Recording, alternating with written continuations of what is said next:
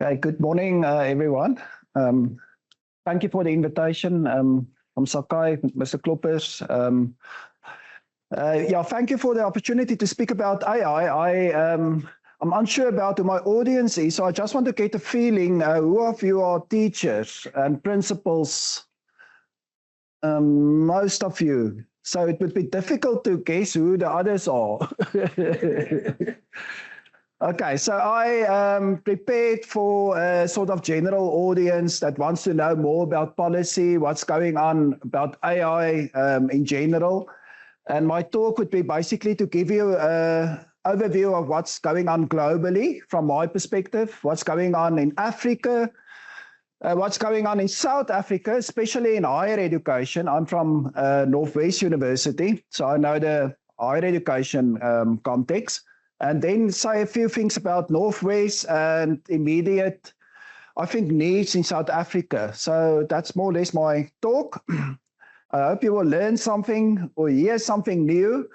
As with the welcoming note, Mr. Klopper said there's no real AI experts in the country. Now, that's something to say because, of course, we have AI professors at every university, but they are doing something different.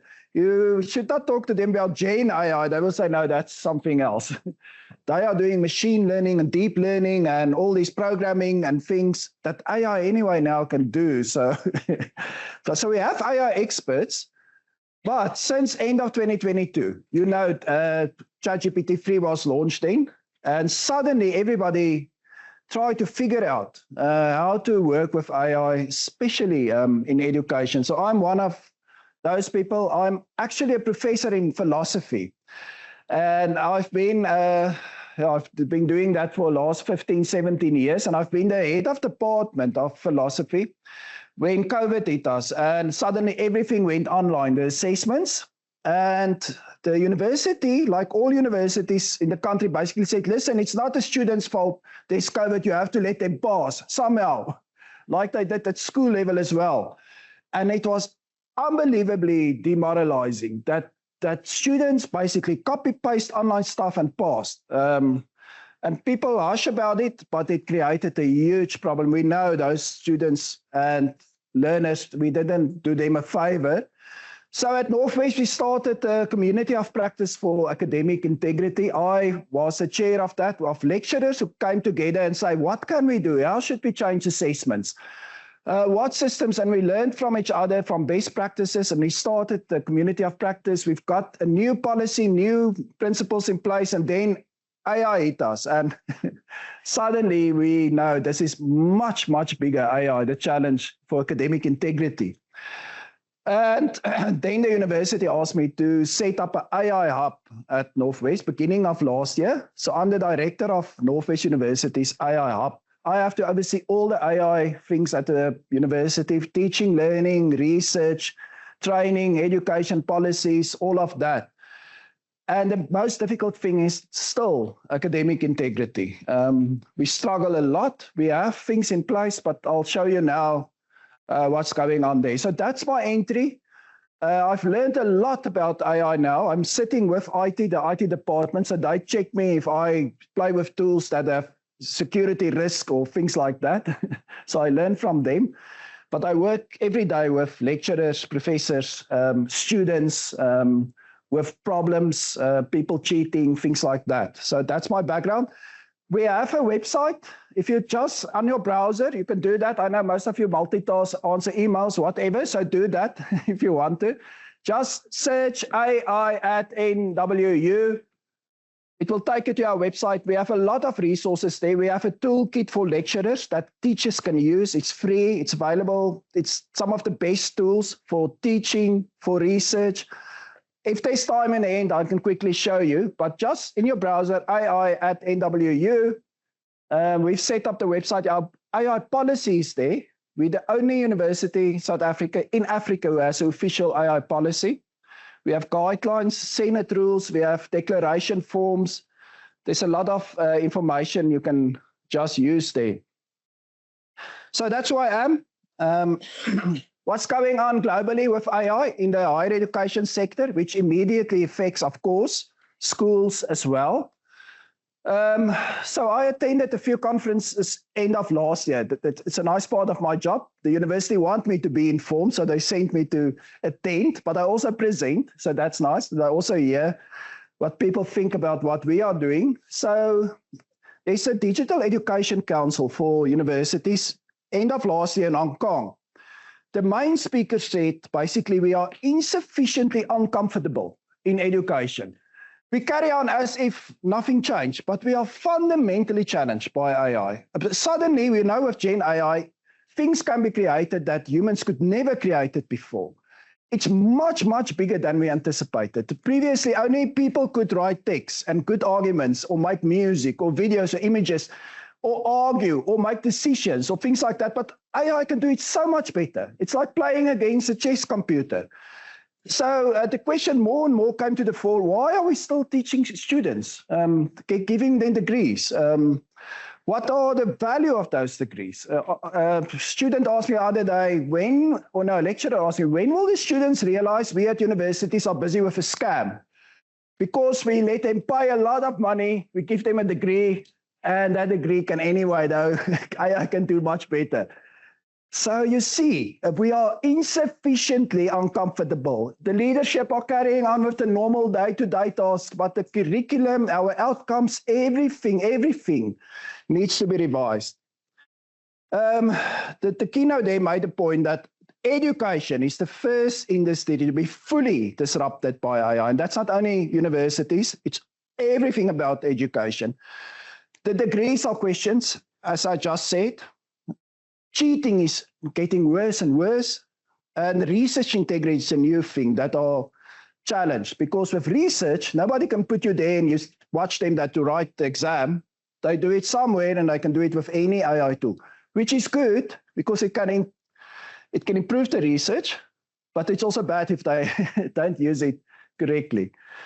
So what's happening in school level? Of course, we know the homework is done by children more and more. They prepare for the orals. Essays are written. Essays, it's up to matric, where essays are counting marks. Those with better AI tools will get better marks. That's how it works. Assignments are done by AI, and the parents love it. They don't have to help the children anymore, just ask AI. They actually encourage it. So we see that. That's a challenge for schools on that level.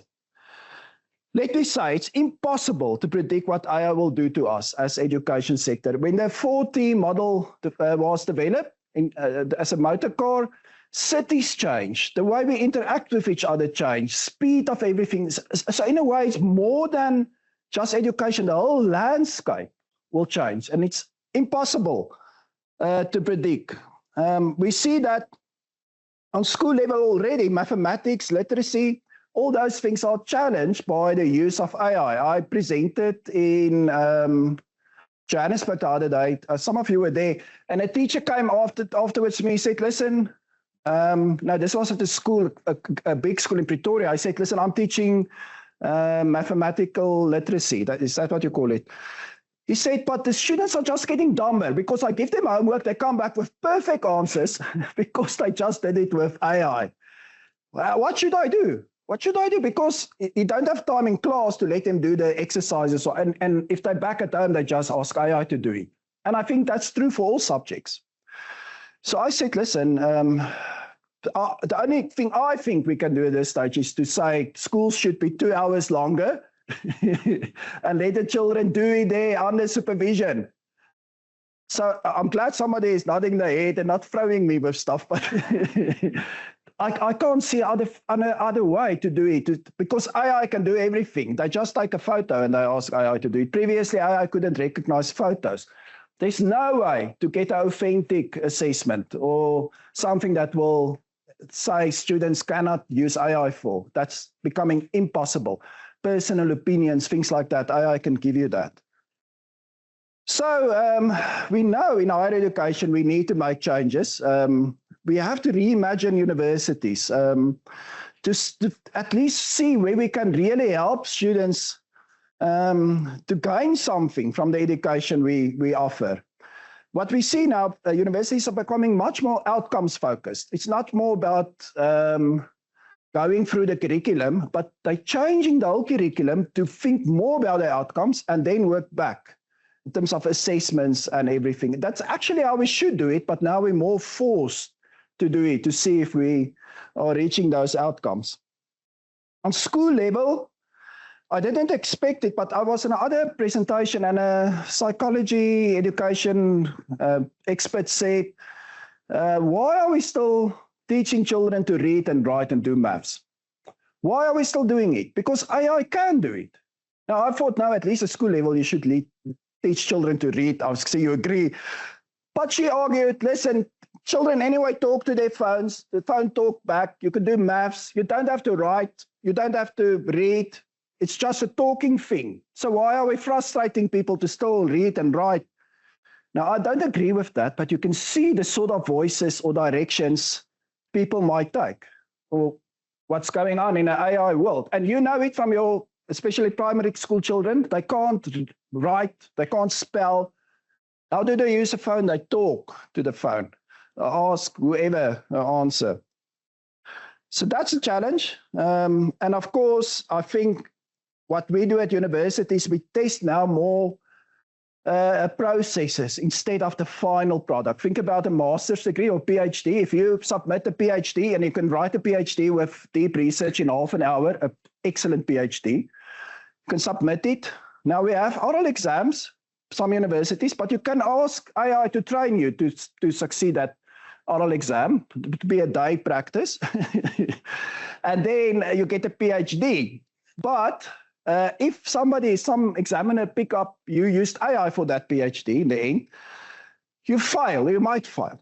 And then 4 or 5 years of hard work and payment and everything is gone. So we change the system now and say, no, with a master's degree or PhD degree, there should be certain processes that should be evaluated. So it's a whole process. So there should be a few orals at least until the end, that you make sure somebody understands what AI wrote and they claim they wrote, at least. So I think in school it might become the same. Instead of products, test the process. So I've been in Germany end of last year. They have in terms of AI, they say it should be human-centered. You always hear that from UNESCO, from the beginning, human-centered. I'll get back to that. And I've been in America, and there they are much more technological driven. They sort of, if there's a technology that can help, we will use it. That's a sort of different approach, which has its own problems. So to give you the global picture, in my view, the Eastern world embrace AI completely. From primary school, before primary school, up to adult education, Singapore has an AI curriculum in place. Some countries, I've forgotten, I'm from 2017 in the Eastern world as a minister of AI, that I just oversee all the AI stuff. They want to be the leaders, the Eastern world, and they will be, because that's the attitude they have. In Germany, where we had a lot of European professors and other people, they are, of course, as I said, human-centered, but they over-regulate. It's always another rule, no, no, no, no, no, which is good because regulation ensures safe use of AI, protect people, protect jobs, ensure its data is not leaked, things like that. But there's also they're so afraid of it that they might fall behind, in my view. They're also really concerned about the environmental issues. I told them, well, in my class, university, I will tell the students, okay, open up AI, see what AI is giving the answer there, let's debate it. They say the students will not do it. They will say, Professor, we're using water and electricity if we use AI, we're not going to use AI. I've never heard that in South Africa, that somebody said that, but you hear the difference in attitude. In America, you get a feeling all the big tech companies are competing for all the money that's to be made through edutech. Education is a huge sector. And you just feel overwhelmed by all the companies. Every speech, there's some marketing team or some product to be sold. So you feel just overwhelmed as a professor or somebody in education. The point was made with the welcoming. AI will not disappear. There's a lot of people that hope it will disappear, but you can see, this is Gartner. Gen AI is over the hype of Gen AI. But look at all those other types of AI that are coming our way. Agentic AI is now the big thing. You can put up an agent, and it was demonstrated here at the University of Pretoria. A professor just created this agent within half an hour, saying, do an online course, pick one with OLC, and he pressed enter, and basically the AI agent took over his computer, logged in, registered as a student. He did Forestry 101, completed all the exams, looked at all the videos, 1.5 speed. After, I think, 3 hours, he got the certificate. I've got Forestry 101. Online assessment pass, everything. That's the big thing at the moment. But look at all the others that are coming. And this is Gartner's slide. What's going on in Africa? So I've been for a month in Kenya last year, walked around on campus. You can see it's limited exposure, but I also talked there to the people. You don't hear anything about AI, but there's a lot of posters, self-made posters on campus where people say, let me help you do your assignment. I can use AI sufficiently or very effectively. Pay 200 Rand, you know, whatever. So you have some students are already making money on an illegal way with AI. I don't say that's all that's happening, but that was my experience.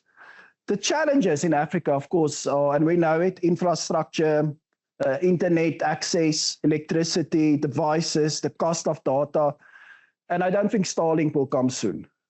I talked to a colleague from Zimbabwe. He said in most rural places, they have the best internet access that benefit those societies. So hopefully we'll get something similar. I'm not a Musk fan, but you hear, these are our problems. In academic discussions about AI, you often hear, yeah, this is colonialism, imperialism. These are biased against Africa and what. It's all true. But in the end, the bottom line of all those critiques is we are anti-AI. And I think it's wrong. We're going to fall behind in Africa if we don't start to use it and change it for our needs. If we the whole time say, no, we have to decolonize it, well, it's going to take years. I'm not saying not doing it, but we should run with it. In South Africa, specifically universities, only about half of the universities have guidelines about AI. So how do the students or lecturers know then how to use AI, we can ask? It's free for all. If you don't even have guidelines, or at schools, some guidelines, then you can just, you see, that's a crisis we have, I think, at university level. Policy development's falling behind. But we see now the government has published now, last week, Friday, 10 April, a draft policy for AI. So at least we're moving in a direction, and education is a huge part of it. I hope Michael somebody will say something about it. So we're getting there. We have good collaboration between universities, but there are still huge challenges. At the universities, quickly, no university has committed to an AI pay tool yet. In America, all universities has either Gemini from Google or Microsoft Copilot. Every speaker would stand up and say, we are Microsoft University, or we are a Google University. That's how they talk about the universities. Some would say we are ChatGPT University. At Northwest, we have about 450 researchers who subscribe to ChatGPT on a monthly basis from their own research money. But we don't have a tool. What I'm saying is we don't have a fair playground. People with money have better access, and it's not fair for the students, for the lecturers and the researchers. What are the main problems? And these are also the global ones. The first one is academic integrity, especially with online assessments. We see how UNISA is struggling with thousands of cases against their students. We see that whole debate about AI detection tool. UCT switch it off. They're the only university switch it off. They have a lot of problems. That's not in the news, but I have. There's a lot of retraction of degrees that are taking place. At Northwest University went up. At other universities, it's something people don't talk about. It's reputational damage. But if a degree has been awarded and they found out later, listen, this was created by AI, it can be retracted. That's going on. The second one, a big one, is AI in research. I mentioned that. But let me get to the third one, AI training. is crucial. And what I see more and more, there are companies who are giving free courses, but they're just selling their products. So be careful. I think there are good courses in South Africa available, but training need to take place. I don't think there are schools. Is there a school here who have guidelines about AI use? You have at your school. Which school is that? Say again? Okay, I would like to hear from you because as far as I know, there's only one school and that's St. Mary's Anglican. Yeah. So, okay, so that's one. I'm really glad, but we don't have it at schools. So then it's free for all. You hear? At our university, we have guidelines and then the students anyway did what they want. They said, but these are guidelines, it's not rules. So we changed it to Senate rules. So the Senate rules are now applicable, but the Senate said, yes, but we need to frame that within a policy. You know, we cannot just do this 1 week and then, so now we have official policy. You can see the logic there. We need a safe space to explore AI, the potential, but also manage the risks. I will show you some guidelines. And let me add, there's a survey that I got the results of about the use of AI in schools. This is not the focus of my talk, but here you will see the student, I only took one page from St. Mary's, the student guide. Now this was with, if they make some offenses, I can send you the whole document afterwards, they gave me permission. But they have a good system in place. If your school don't have a good system in place, it's free for all. And they have something for the teachers. So here you can see how the teachers should change the assessments. Now, we should have these, and there are many international available, but at least we have this example. So in the Eastern Cape, FETSAS did a survey, about 300 students, about 100 teachers, about AI use. And I just want to show you the interesting thing. This was primary school and high school. About half of them use AI at least once a week. This is in Eastern Cape, in rural areas and in cities. I think it's a good indication of what's going on in South Africa. What do they use it for? And this one is, for me, a very encouraging one, for doing research or get an explanation, not doing their homework. So that's fantastic if we can move in that direction. Why do you use it? Well, 50% says to understand things better. So you see, it's at least something positive there, not doing homework or cheat or something like that.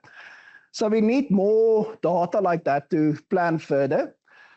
We need to work together because AI is developing so fast, nobody can keep up. There's an adoption gap and an understanding gap that increases like AI is developing like mad every day. As I said, at Northwest University, we have a strategy in place, a policy in place. It's all available if you want to look at that. But we made a choice to be human-centered. We made a choice to say, yes, use AI fully. Otherwise, you're going to fall behind as a student. I gave a lecture at the professors and postgraduate student at Town and Regional Planning at Potchefstroom. So I asked them, which tools are used in your industry? The best tools, and they couldn't list me one tool so I just asked chat, which are the tools to use, the best AI tools to use in town and regional planning. And it opened up 6, 7 tools, and the professors was taking photos. It's a really good tool. I did the same with agriculture, I did the same with pharmacy. We should know about it. The professors, the teachers, we should know and we should use it. Because it can make us the best university if we use those tools, or it can create the best possible professional people if we have that assistance. So at Northwest, that is our approach, to use AI ethically. Ethically basically means you have to declare it, to be transparent and honest. And I have a lot of sad stories of people that lie in my face or wherever that they, no, Professor, I didn't use AI. But then we have a Trojan horse within the exam paper, and we can show them they did. So and take with ethically, responsibly is not to outsource everything, to check the sources. There's a lot of rules or guidelines for using it ethically. Let me just go back there. another thing, if you have an AI policy, what we found at Northwest University, it doesn't help if you have a policy but no effective way to implement it. A policy is something that can often end up in a shelf. I think most of your schools have policies or the department about everything, but nobody cares. Nobody knows about it. So why a policy? I think that's the first thing we need to ask. Why is a policy needed? Well, as I said, without any guideline or any rule, it's a free-for-all, and you cannot discipline or control it like St. Mary's do and use AI effectively for education. So there's at least guidelines needed, some rules needed. We found now, for example, that examiners of PhDs, which we pay, external examiners, just use AI to mark it and send it back to us. They get paid, say, 4,000 or 5,000 rand. It's professors at other universities, and they send it back. But there wasn't a rule or instruction, you may not use AI, so what to do? If we wanted AI to mark it, we could use AI to mark it. If you want to use AI to mark your students' work, there should be some safety net to say, yes, you may use it within these circumstances, with these safety protocols in place, with honesty and whatever. Why not? It can save you, and we encourage that. At our business school, we let AI first mark the research proposal the first round. Give feedback. It's much better feedback than any professor will give. The students, we did research, they love it. And then the second round, we get the professors to give you, yeah, there are ways to do it. Why is a policy needed? Well, a policy is normally needed if there's something new that you have to manage, something that can be a danger or something you want to promote. So if there's something that's a problem, and AI can be a problem, you have to say, and St. Mary's did that, we did it, who is the responsible person, what is the next step, who will manage it? We have policies, for example, for sexual harassment at the workplace. That's something we don't want at the workplace. We want a healthy work environment. So at least that policy say, no, we don't want sexual harassment. This is the person, or these are the definitions. These are the responsibility of whoever, and this is how you report it, and this is the consequence. So you have that policy will not stop the dangers, but at least it will give a safety net for something, and hopefully in the long term, it will get less. AI policy can do the same in terms of cheating, dishonesty, things like that, irresponsible use. To say, yes, this is what AI uses. This is what we want not to happen. But on the other hand, we have also at Northwest University a breastfeeding policy. Now, that is a good policy for not only for students, for staff mainly. Breastfeeding we want to have there, something we want to promote, like so many other things like AI that we want to promote. But if you don't have a policy and you want to breastfeed, where should you do it? Are you allowed to do it? What hours you're here? And now that policy gives safety and it promotes a healthy environment. So that's what AI policy can do. To bring security, to bring responsibility, to give a governance role throughout, and to encourage it on the one hand, and to make sure we don't use it in the wrong way. So I'm not going to say much more. How much time do I still have? 6 minutes. I do want to get to some questions. I love that part of any speech. So I was thinking about Sakai. I know this is not only for Sakai, but what are the functions we as Sakai or you as Sakai do? And how do AI, for example, affect or challenge what Sakai do? So the first is, as for, I of course read up on what your work is, but the development of exam papers is one of the biggest tasks. Now, you can just ask, and I can demonstrate it, ChatGPT, give me a typical exam paper for grade 4 or grade 10 for history in the South African curriculum. It will give you an excellent exam paper. So somehow, AI can make it much more quicker, a much better quality one, because you can create several ones. You can create it on Notebook LM, put all the articles or the curriculum there, and just create an exam paper. You can create quizzes, you can create long questions. It's such an easy thing now, and I think some of the other speakers will demonstrate that, how easy you can create. Of course, we have to know which program. Who's giving direction in terms of that? Notebook is good, it's safe, but who knows it? The teachers. So there needs to be direction. Training is needed. Is Grammarly fine if we use it or not? To what level or extent? What about the safety of papers if we create it on certain programs? Will it leak out or whatnot? Well, there's another thing that can happen. The same papers can be developed by a clever student or his mom on the same tool. So you'll get a very close one to the one you will get in the matric exam. You see, and why not? We've seen that student success increased unbelievably because they can practice now with so many papers they can develop immediately. And that's a good thing. The second function, moderation. Marking is possible. You can just ask ChatGPT, and that's a publicly available common tool. I want to mark the following paper. I'm gonna use this rubric. You tell it to chat. Please mark this first one I will upload. You upload it, give feedback. You see, no, this is not right. You change the instruction. You test it, and then you upload 500, and it mark all of them and give you the feedback. Any paper can be, and why not, we can ask.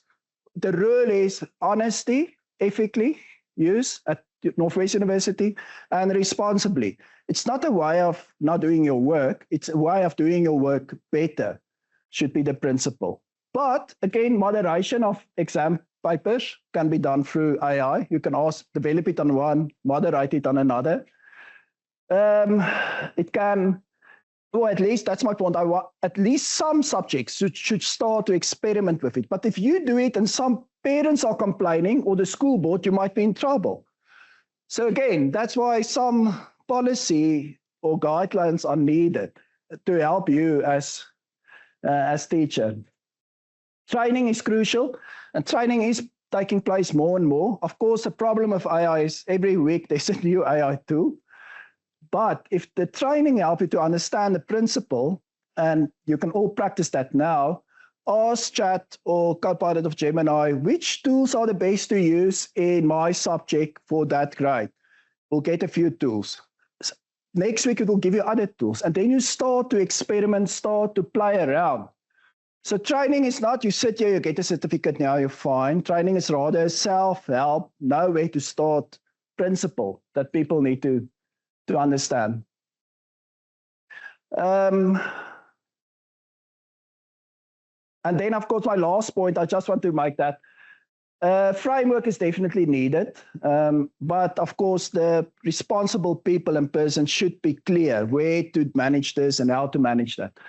I hope this helped in a way. I thought I would apply it a little bit to Sakai context. And that is the end of my speech. So people are afraid. A lot of people are afraid of AI. Others are really positive and enthusiastic. And we can ask, how will an AI future look like?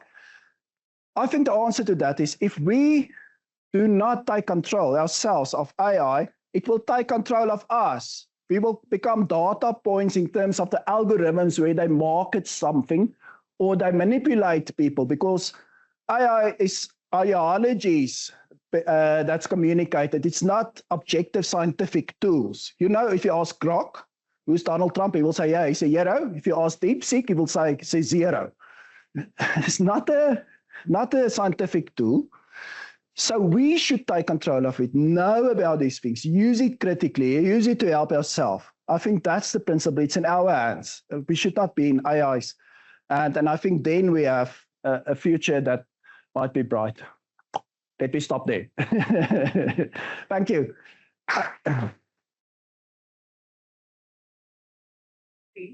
Thank you very much for that. And you said we were allowed to ask a question or two, so I would really like to make use of this opportunity. In South Africa, one of the greatest concerns that we have at present is, you remember a while ago, we had those little Facebook pictures of your career, your family, your interests. That was the greatest AI information grab industry. It was a first, and it was a very challenging experience for a lot of governments within the bigger community. So if with that we have guidelines, but they should also start to develop broader guidelines, not only schools and youth and university level, to advocate what AI could actually do. And then I know that we are very scared to go to the negatives of AI at that stage. The second thing that I would like to point out is that a lot of universities, as well as the Department of Basic Education, is currently developing certain tools. The University of Stellenbosch has unreported chat documents. And one of the areas that we are lacking in that is a forum of collaboration. Yes. Where people can say this is before because an institute like Sakai use the chat documents without uploading it again. Yeah, sufficient source. The 2 points that you highlighted for us was that teaching methodology should be challenging, as well as our assessment methodology. It's one of the issues that people are currently debating is whether learners should still be taught the skill to memorize because information is so easily accessible via AI. But memorization is not a skill that has to go away. This is a skill that should be nurtured, but it should be nurtured in a different way.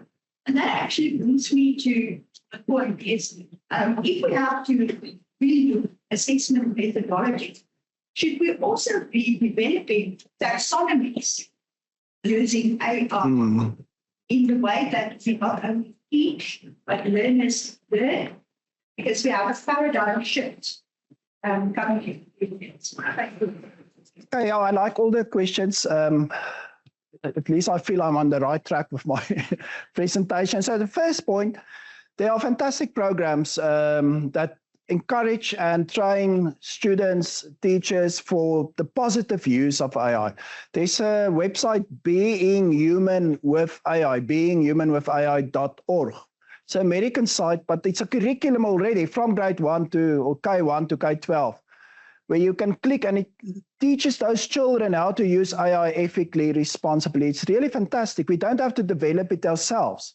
Play around, all similar sites, look at it, because there's really good things to do, but we need to expose our children and our teachers to sites like that. The second thing is collaboration. It's crucial. We see now such a diverse, fragmented approach to AI. That school is running with it.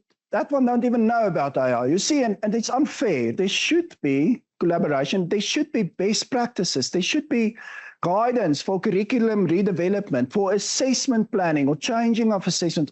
It should be much more structured. And I know we have the Department of Basic Education, but it's a huge challenge in higher education, also on basic education. Then the last thing, there are a lot of research being done now about the taxonomy of assessment. It's true, we don't have the knowledge now first as a big base, and then you go up to being creative, you know, at the end. AI can now be creative immediately. You have immediately all the knowledge here. So the whole taxonomy principle is undermined. So there's an article, a good one, you'll find it on the Northwest University website, where we discuss different taxonomies in the AI age. But one of them is that we, instead of moving upwards, we're moving up and down the whole time. So, because we play around with creativity, then again with knowledge, then up. The other one is that there's the triangle and another one on top of that now that we have to, so people are rethinking it, and we have to rethink it on school level as well. So yeah, I agree with you. That's a huge point to make, and I think my time is up. Okay, thank you.